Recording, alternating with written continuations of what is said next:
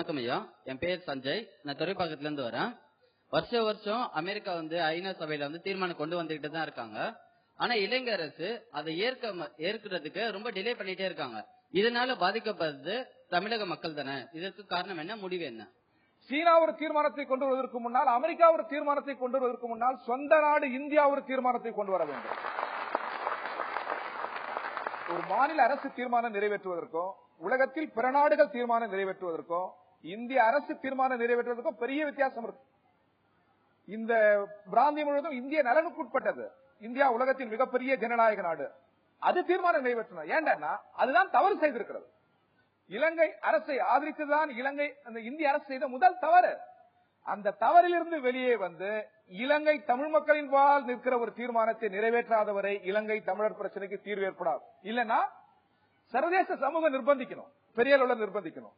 அப்படி எல்லாம் இன்றுள்ள சூழல், உலக சூழல் அதுக்கு இடம் தருமான்னு நமக்கு தெரியல. ஏண்டாக்கா இது போன்று 126 தீர்மானம் இருக்கு பாலஸ்தீனத்திற்கு. இன்னமும் பாலஸ்தீன மக்கள் பண்டு சிறையில் இருக்கிறாங்க, இன்னமும் இருக்கிறாங்க. என்ன பண்ண முடியும்? அது வீட் ஆஃப் பவர் வைத்து இன்னைக்கும் அதை நசுக்குகிறார். இலங்கை இன்றைக்கு வாழ்வது, அது பிழைத்திருப்பது எல்லாவற்றுக்கும் இந்தியா தான் காரணம். இந்தியா இல்லை என்றால் இலங்கையினுடைய இன்றைய வாழ்வியல் இல்ல. அந்த அளவுக்கு நாம் உதவிகள் பண்ணியிருக்கிறோம். இவற்றெல்லாம் மறந்துவிட்டு தமிழ் மக்களை படுகொலை செய்து, அந்த படுகொலையின் நிமித்தம் செய்து கூட வருத்தமில்லாத இருக்கிற ஒரு அதிபர் இன்னைக்கு உலகத்தில் அவர் தானே. ஏன்னா அதை அவர் உணர செய்யணும், ராஜபக்சே உணர செய்யணும்.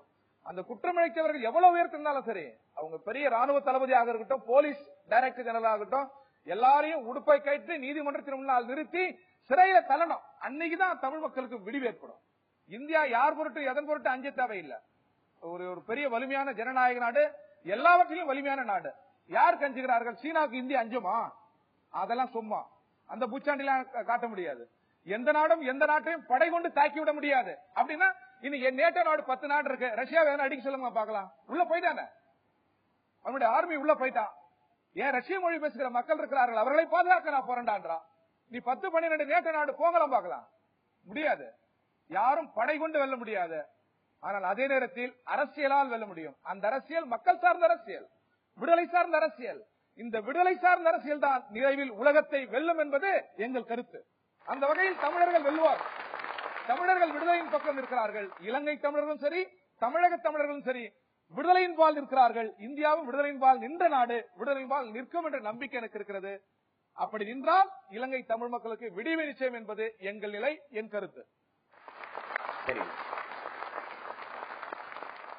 அண்ணா வணக்கண்ணா, நான் திருவாரூர் மாவட்டத்திலிருந்து இளம்பதி பேசுறேன். இந்த என்னுடைய கேள்விய திராவிட முன்னேற்ற கழகத்தினுடைய வக்கீல் ஐயாட்ட கேள்வி கேட்கலான்னு இருக்கேன். ஐயா வணக்கம் ஐயா. 65 இந்திய எதிர்ப்பு போராட்டத்தை எதிர்த்து கலைஞர் அவர்கள் தண்டவாளத்துல கல்லுக்குடியில தலை வச்சு படுத்து அன்னைக்கு இந்திய எதிர்ப்பை வெற்றிகரமாக்கி தமிழ செம்மொழியாக்குனாரு.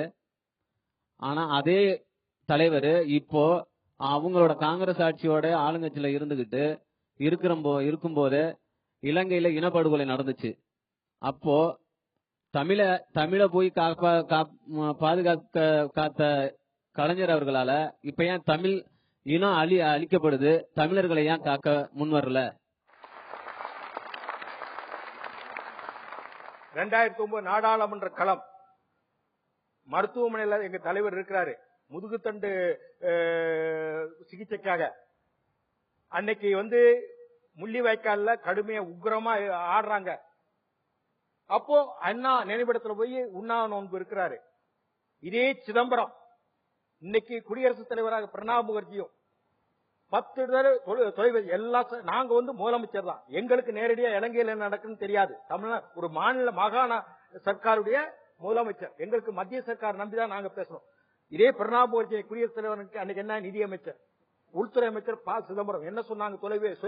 செல்பேசியில கைபேசியில சகஜ நலம் திரும்பி விட்டது, உங்களுக்கு நாங்கள் உறுதி கொடுக்கின்றோம், போர்க்கருவியில் கீழே போட்டாச்சு, நீங்க உண்ணாவிரத்தை நீங்க மருத்துவமனையில இப்போ சிகிச்சை எடுத்துட்டு இருக்கீங்க, இது நல்லது இல்ல, ஒண்ணுங்க நாடாளுமன்ற களத்துல இருக்கீங்க, தேர்தல் களத்துல உறுதி கொடுத்தாங்க. உறுதி கொடுத்தப்பதான் உண்ணாவிரத்தை நிப்பாட்டினார். இதை விட இவர் என்ன ஒரு தலைவர் செய்ய முடியும்? 90 வயசு தலைவரே நீங்க சொல்லுங்க. எது எடுத்தாலும் குற்றம் கண்டுபிடிக்கணும்னா எதுக்கு சாத்தியம் இல்லைங்க. எல்லாம் ஒரு கூட்டு முயற்சி, ஊர் கூடி செயல் இருக்கணும். திமுக மேல வேண்டிய திட்டமிட்டு 2009 பாலிசிவாங்க. ஆனா அதே இது நாங்க கொடுத்த விலை யாராவது நீங்க நினைச்சீங்களா? பழைய வரலாறு நினைச்சு பார்த்து சொல்லுங்க. அந்த அதே மாதிரி வேற கட்சிக்கு வேற இயக்கத்துக்கு ஏற்பட்டிருந்தால் என்ன ஏற்பட்டிருக்கும் நீங்க சொல்லுங்க. எமர்ஜென்சில நாங்க அதுக்கு நின்னோம். இந்திரா காந்தி ராஜீவ் படுகொலை அந்த பாவங்களுக்கு மேல படப்பட்டது. அதற்கு பிறகு ஒரு அரசியல் கட்சியா நின்று ஈழத்தமிழர் பிரச்சனை நாங்க விரோதிகள் இல்லையே. இருக்கலாம், பிரச்சனைகள் இருக்கலாம், விமர்சனங்கள் இருக்கலாம். நான் சொல்ற உண்மையில நான் சொல்றேன், மனசுல பட்டேன். வணக்கம், என் பேரு சத்தியமூர்த்தி. எனக்கு சொந்த ஊர் திருவாரூர்.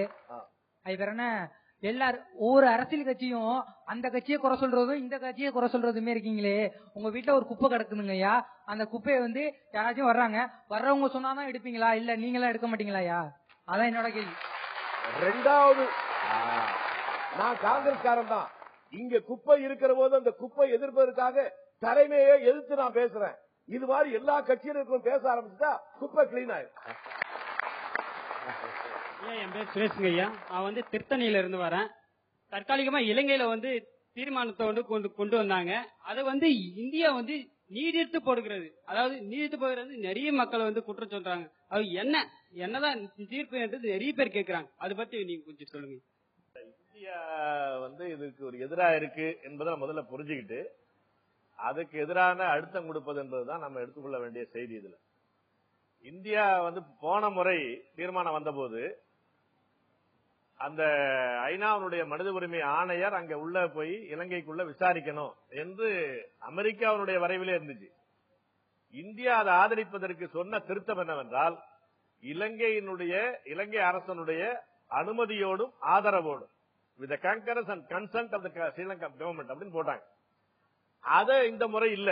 ஏன் இல்லன்னா, அதையும் தாண்டி பெரிய அழுத்தங்கள் கொடுத்து நவநீதம் பிள்ளை அங்க போய் இருந்து விசாரணைகள் நடத்திட்டாங்க. அப்ப அவங்களுடைய இந்தியாவுடைய முன்முயற்சியும் அவங்களுடைய முனைப்பும் என்னவா இருக்குன்னா, இலங்கையினுடைய படுகொலை செய்த இனப்படுகொலையாளிகளை பாதுகாப்பது என்பதுதான் இந்திய அரசனுடைய முனைப்பாக இருக்கு.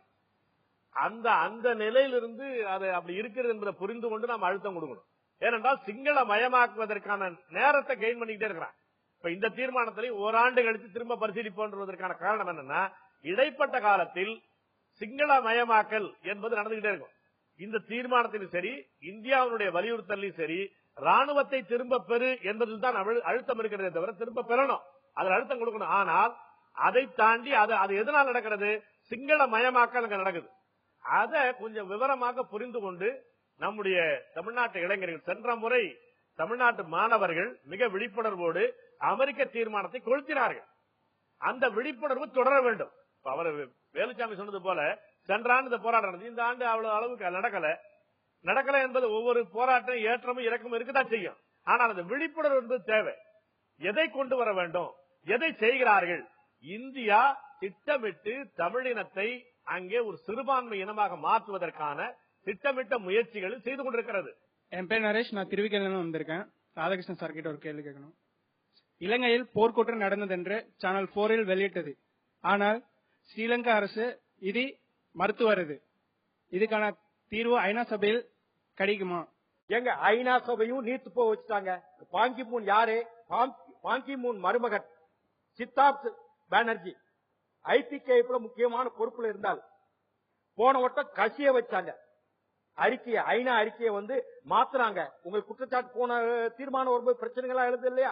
ஐநாவும் சரியில்லை, அமெரிக்காவும் தன்னுடைய ஆளுமைக்காக காட்டுது, ரஷ்யாவும் தன்னுடைய ஆளுமைக்காக காட்டுது. இதுக்கு பகடக்காயாக ஈழத்தமிழர் இருக்கிறாங்கிறத வேதனையான விஷயம். இந்த விஷயத்த உலக மக்களுக்கு கொண்டு போகணும். அது போன்ற மாணவர்கள் போராடினாங்க. எல்லா கட்சியும் ஒருமுகமா இருந்தாங்க. இப்ப தமிழகத்துல இந்த தேர்தல் களம் வந்துருச்சு. இந்த தேர்தல் களத்திலையும் அதே வெப்பமும் அதே தாக்கம் வேணும் தான் நம்முடைய அவா. இப்ப இங்க இருக்கிறாரு இயக்குனர், இருக்காரு வேலுச்சாமி, இருக்கிறாரு அண்ணன் இருக்கிறாரு. எல்லாருமே ஈழத்துக்கு ஒரு விடியல் வரணும் நினைக்கிறோம். பாங்கிமூன் நினைச்சுதான் எதுவாக பண்ணிருக்கலாம். பாங்கிமூனுக்கு எல்லா அதிகாரம் இருக்குது. போஸ்னியால தலையிட்டு அவரு சொல்லலையா? சிரியால தலையிடலையா? சிரியா தீர்மானம் தான் முதல் தீர்மானம், பேச போற தீர்மானம் இந்த கூட்டத்தொடர்ல. சிரியா காட்டுகின்ற அக்கறையே இலங்கைக்கு காட்டல, தெற்கு சூடானுக்கு காட்டுகின்ற அக்கறையே இலங்கைக்கு. எல்லா வித நியாயங்கள் இருக்குது நம்ம ஈழ பிரச்சனையில. எல்லாரும் சர்வதேச சுதந்திரமான விசாரணை சொல்றாங்க. சர்வதேச சுதந்திரமான நம்பகமான விசாரணை வேணும். சும்மா சுதந்திரமான விசாரணை பிரிட்டிஷ்கார வச்சு நடத்துவாங்க. நம்பகம் வேணும்ல. இத மாதிரி வந்தால்தான் ஈழத்தமிழுக்கு ஒரு விடியல் வரணும், அது வரணும். எல்லாருடைய ஆசை, அரசியல் மனமாச்சரியங்கள் நம்ம எல்லாரையும் கடந்து அவங்களுக்கு ஒண்ணு நடக்கணும்னு நாங்க விரும்புறோம். இயற்கை பார்த்து செய்யணும்னு நம்புறோம்.